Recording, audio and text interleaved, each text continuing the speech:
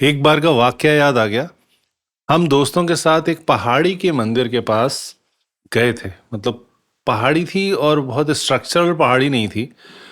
एक विशेष मंदिर था तो हमने सोचा वहाँ ही मंदिर भी घूम लेंगे, और एक हमारा दोस्तों का झुंड था तो सब लोग थे उसमें, तो सब लोगों ने सोचा चलो वहाँ जाएंगे, कुछ बनाएंगे, खाएंगे, पिएंगे, दर्शन के दर्शन हो जाएंगे और फिर आराम से शाम को लौट के आएंगे।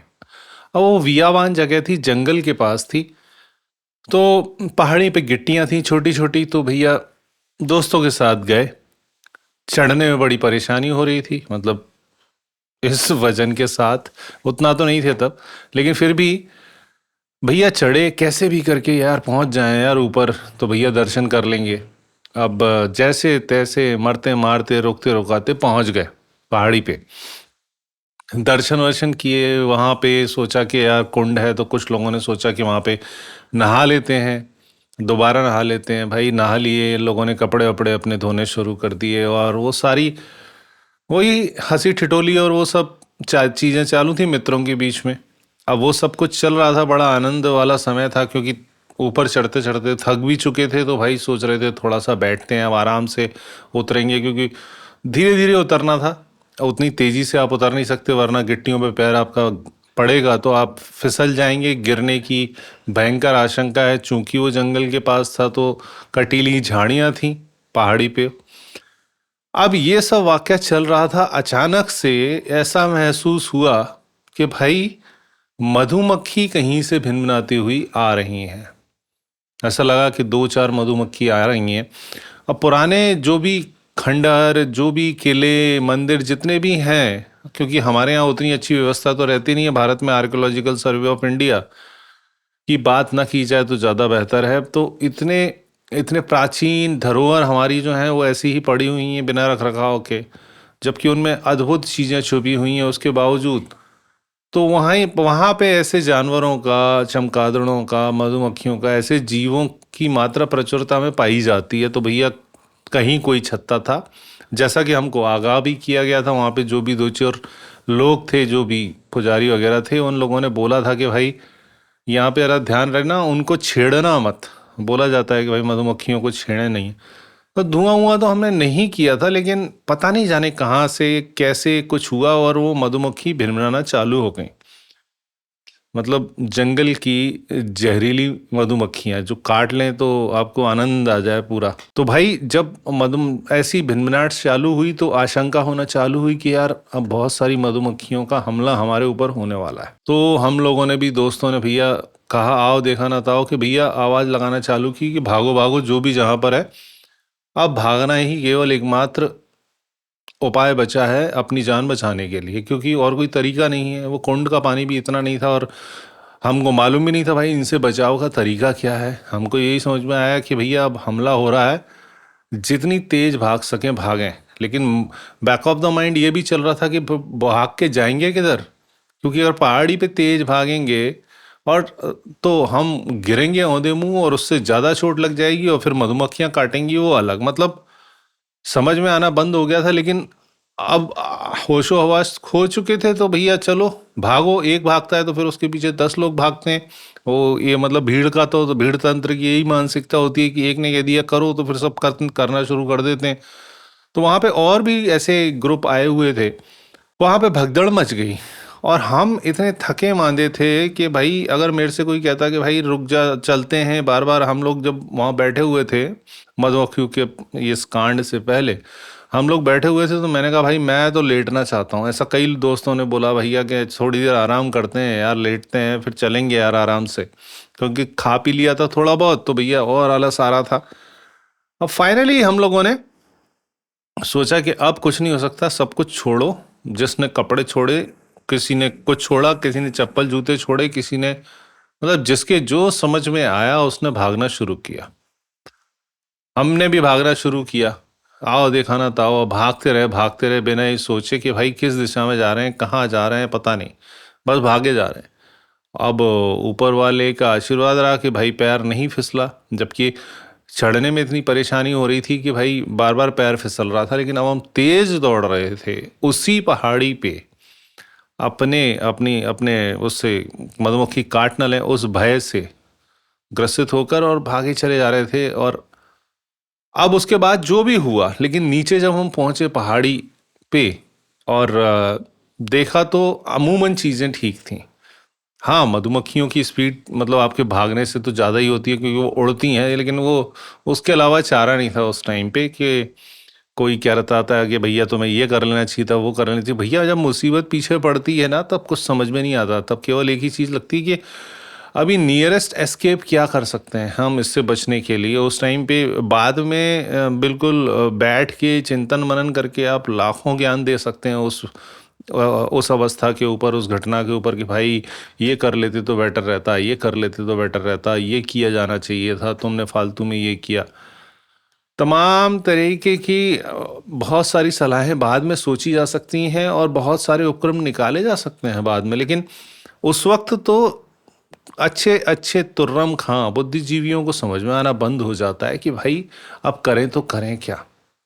तो फाइनली हम लोग नीचे पहुंचे। फिर जिसको भी मधुमक्खियों ने काटा था, ऑब्वियसली काटा था मधुमक्खियों ने, अब जितने जो बच पाया उसके बाद डॉक्टर, लेकिन अल्टीमेटली कंक्लूजन ये रहा कि ज़्यादा किसी को परेशानी नहीं हुई, कोई हॉस्पिटलाइज होने वाली अवस्था नहीं थी और सब एक आध दिन में सामान्य हो गए। मतलब हार्डली 2-4 घंटे में सभी लोग सामान्य हो गए थे। तो उस घटना को जब पीछे मुड़ के देखा हमने कि भाई जिस पहाड़ी पे फूंक फूंक के पैर रख के उतरना ही एकमात्र तरीका है, उस पहाड़ी पे हम दौड़ के नीचे आए कैसे। तो उससे ये सबक समझ में आया कि बॉस, अवस्था को समझिए आप कि हम लोग कितने थके मांदे थे और बिल्कुल हिलना नहीं चाह रहा था वहां पे कोई भी व्यक्ति। उसके बावजूद जब मुसीबत सामने आई तो हम लोग सर पे पैर रख के दौड़े और इतना तेज दौड़े जितना शायद जीवन में आज तक कभी नहीं दौड़े होंगे और आगे भी शायद ईश्वर ना करे कि दौड़ने की जरूरत पड़े। तो एक बात जो चीज समझ में आई कि भाई जब मुसीबत आपके पीछे पड़ती है, आप में बिल्कुल क्षमता न हो, आप में साहस नहीं बचा हो, आप थके हारे बैठे हों, आप में अलग से एनर्जी का संचार होता है और आप बहुत अच्छा परफॉर्म करते हैं। यही मैसेज है। जब आपको लगे आप टूट चुके हैं, थक चुके हैं, हार चुके हैं, निराशा के उस गर्त में उतर चुके हैं जहां से कोई रास्ता नहीं है और सारी की सारी मुसीबतें आपके पीछे मधुमक्खियों की तरह भिनभिनाना शुरू कर देंगी और आपको लगेगा अब ये डंक मार रहा है, अब वो डंक मार रही है, आप चारों तरफ से कुछ ना तो सुनाई दे रहा है ना समझ में आ रहा है। उस टाइम पे आप अपने साहस का यूज कीजिए। उस टाइम पे आप बेस्ट यूटिलाइजेशन कर सकते हैं अपने साहस का, अपनी ऊर्जा का। बस आपको उस दिए को प्रज्वलित करना है क्योंकि वो शक्ति आपके अंदर निहित है। हमको भी लग रहा था हमें बिल्कुल सांस नहीं बची। और आपने देखा होगा जब लेटस से कि कुत्ता किसी के पीछे पड़े, अगर भले से उसके पैर में चोट लगी हो फिर भी वो मतलब वो मैराथन रेसर से भी तेज भागेगा, 100 मीटर के धावक से भी तेज, रिकॉर्ड पे वो तेज रिकॉर्ड तोड़ देगा उसका। उस अवस्था में जब आदमी के पीछे जब परेशानी आती है तो वो दौड़ता है अपनी जान बचाने के लिए। वहां पे जान बचाने का एकमात्र एकमात्र हमारे पास साधन वही बचता है कि यार हमको अब जान बचानी है। और जीवन से आदमी बहुत ज़्यादा प्रेम करता है। प्रत्येक जीव इस ब्रह्मांड में जो भी है उसमें जिजीविषा पाई जाती है। एक जो छोटे से छोटा कण, छोटे से छोटा एक कोई भी जीव जो माइक्रो सेकंड्स के लिए, जो हमें दिखाई भी नहीं देते, माइक्रो सेकंड्स का उनका जीवन है, उसको भी अगर आप सूक्ष्मदर्शी से देखेंगे और उसको अगर उसको किल करने की कोशिश करेंगे ना तो वो भी जान बचाएगा। उसमें जितनी जितनी क्षमता है उससे वो पूरी जान बचाने का प्रयास करेगा। इसे जिजीविषा कहते हैं, जीने की इच्छा। तो जीने की इच्छा प्रत्येक जीव में ईश्वर ने दी है। जिनमें अगर जीने की इच्छा नहीं बची है तो उन उन अपवादों को हम छोड़ देते हैं। वरना ये एक नैसर्गिक गुण है प्रत्येक जीव का। और मानव में तो विवेक बुद्धि है तो उसमें तो ये कूट कूट के भरी हुई है। तो जब भी मुसीबतें आपके पीछे पड़े समझ लें कि अब आपको अपनी अपनी जो ऊर्जा है उसका यूज करने का टाइम आ गया। और बेस्ट यूटिलाइजेशन, ऑप्टिमम यूटिलाइजेशन अगर आप अपनी एनर्जी का, अपने विवेक का, अपनी बुद्धि का और अपनी इच्छा शक्ति का कर सकते हैं, तो वो वही समय है जब मुसीबतें आपके पीछे पड़ी हुई हैं बुरी तरीके से। ये करना बहुत ज़रूरी है। और एक बार आपने ये एटीट्यूड अपने अंदर डाल लिया कि भाई जब परेशानी आए तब मुझे बेस्ट परफॉर्म करना है यार, अच्छे समय में तो सब लोग अच्छा परफॉर्म कर लेते हैं यार, जब नाव बीच में फंसी हो भंवर जाल में तब तो मजा आता है ना ढकेलने का, उसको पतवार चलाने का। जब धारा के साथ आप बह रहे हैं, आपको कुछ प्रयास ही नहीं करना पड़ रहा, अच्छा समय चल रहा है, आप आप 1 रुपए खर्च करते हैं, आपको 100 रुपए रिटर्न में आते हैं, 100 खर्च करते हैं 1 लाख वापस आते हैं, मतलब आपका सिक्का पुज रहा है इस टाइम पे, तो अड़ुए पुज रहे हैं, हमारे यहाँ की भाषा में बोला जाता है कि अड़ुआ पुज रहा है भाई आपका। तो उस टाइम पे तो आप अच्छा बिहेव करेंगे नहीं यार, अच्छा ऊर्जा की ज़रूरत भी नहीं है आपको। वो अच्छा समय तो ऊर्जा को संचित करने का, लोगों को समझने का आता है। और उस अच्छे समय में आप कुछ नहीं सीखते हैं।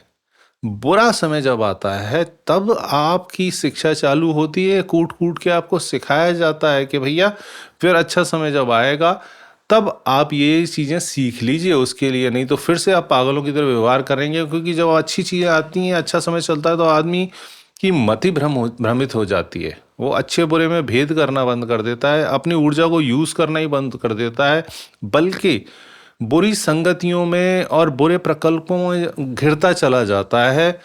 क्योंकि उसको लगता है कि मैं तो जहाँ हाथ डालता हूँ वहाँ से सोना निकलता है भाई, मुझे कुछ नहीं करने की ज़रूरत। और उसे लगता है ये जीवन पर्यंत ये चलता रहेगा, मुझे अन्यत्र देखने की आवश्यकता ही नहीं है। तो भाई अच्छे समय में आप उस ऊर्जा को संचित कीजिए, और जब मुसीबतें आपके पीछे पड़ें, जब परेशानी आपका पिंड न छोड़ रही हो, आपके पीछे हाथ धो के पड़ गई हो, तब अपनी ऊर्जा से उस चीज का सामना कीजिए, लड़िए उससे। तभी एकमात्र उद्देश्य आपका सफल होगा। और एक बार आपने ये एटीट्यूड डेवलप कर लिया तो मजाल है कि जीवन में आपको कोई हरा सके, मजाल है कि परेशानी आपके सामने फटकने से पहले 100 बार सोचेंगे कि यार इस बंदे को परेशान करेंगे तो भाई ये तो द्रुत गति से दुगनी एनर्जी से हम लोगों का मुंह ताड़ तोड़ जवाब देने वाला है, इसको परेशान करने का कोई फायदा नहीं है। तो इस एटीट्यूड को डेवलप कीजिए अपने अंदर। जीवन जीने के लिए जीवन बहुत बड़ा है और बहुत छोटा भी है। अगर अच्छे से जिएंगे, फाइटिंग स्पिरिट के साथ जिएंगे, तो जीवन जीने का आनंद आएगा। वरना तो जीवन इतना क्षणिक है कि कब शुरू हुआ कब खत्म हो जाएगा समझ में ही नहीं आएगा। वो आपको तय करना है। इसीलिए जीवन का आनंद भोगने के लिए और सदा आगे बढ़ने के लिए हमेशा अपनी ऊर्जा को यूज़ कीजिए जब परेशानी आपके सामने मुंह बाएं खड़ी हो।